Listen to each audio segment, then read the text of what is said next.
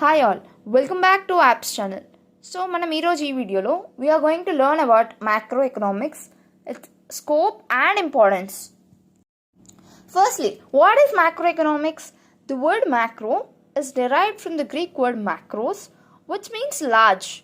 It studies aggregates of the economy like population, national production, industry, and general price level. It is also known as income and employment theory. Macroeconomics is a branch of economics which analyzes the entire economy. So, macro, what is the main difference is microeconomics studies the individual units of the economy, like one consumer, one product, like that. When you compare it with macroeconomics mainly deals and studies the aggregates of the economy. So, that is a main difference. And you can add in addition to this in intro about the definitions given by different economists about macroeconomics, so that it will be a lengthy answer so that you can secure 5 on 5. Now going to scope of macroeconomics. The scope of macroeconomics is divided into 5 different categories. First is theory of income and employment. The second one is theory of general price level and inflation. The third one is theory of economic growth. The next one is macro theory of distribution, and the last one is theory of business cycle. So coming to the first one, theory of income and employment. So in theory of income and employment, it is again subdivided into 2 categories: theory of consumption and theory of investment. So మనం first theory of income and employment గురించి తెలుసుకుందాం. See, mainly macroeconomics analysis explains about which factors determine the level of national income and employment, and what causes fluctuations in the level of income, output, and employment. So, to understand this, how the level of employment is determined, we have to study the consumption function and investment function. These both are very important. Going to next one, theory of general price level and inflation. See, macroeconomic analysis shows how general price level is determined and further explain what causes fluctuations in it. So, to study the general price level is significant on account of the problems created by inflation and deflation. And going to the next one, theory of economic growth.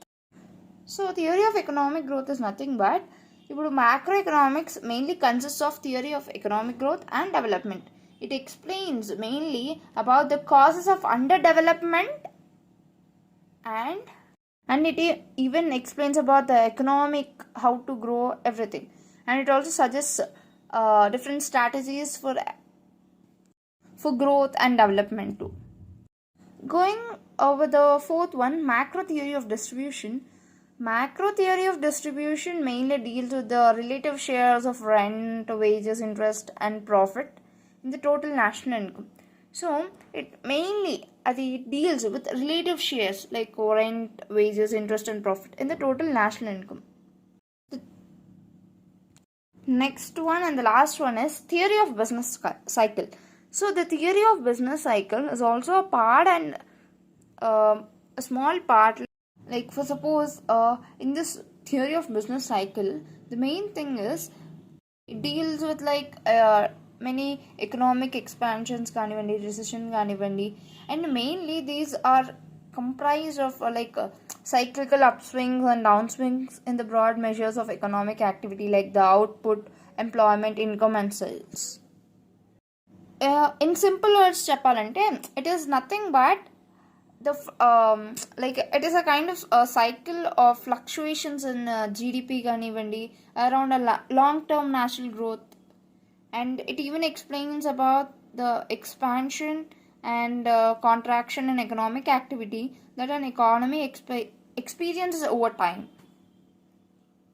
So now we have learnt about the scope of macroeconomics. So now we'll go to the importance of macroeconomics, because it is also most important. Yeah, there are many importance, but I have mentioned only 2. For example, you can add even more. Yeah, the first one I mentioned here is 2 to 3 I have mentioned here. Yeah, so macroeconomics is useful to government to achieve maximum social benefit. So in macroeconomics వల్ల ఏంటంటే government can achieve maximum social benefit. And the second one is it helps to analysis business cycles and how to overcome them. Yeah, it helps to analyze business cycles.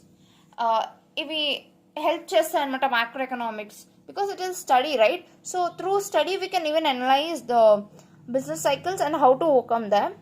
Even difficult unte, how to overcome them, everything it helps us. Not only us, even the businesses.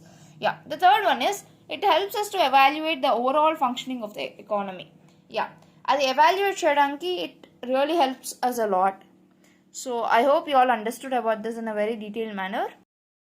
So if you want more informative videos like this, please do like, share and subscribe my channel. Thank you.